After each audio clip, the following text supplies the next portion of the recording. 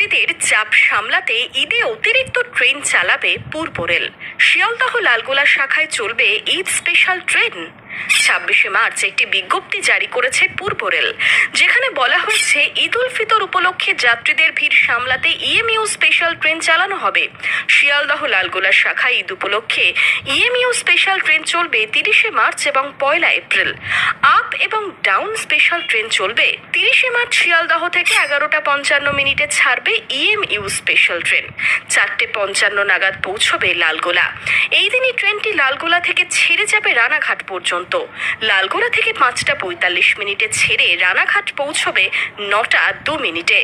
1 April 2025-এর schedule. Ranaghat থেকে 9:45 ছেড়ে 12:50 পৌঁছবে লালগোলা।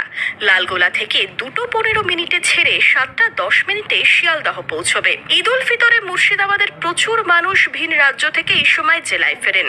ট্রেনের সংরক্ষিত কামরা থেকে ট্রেনের জেনারেল কামরাগুলিতেও মারাত্মক ভিড় থাকে।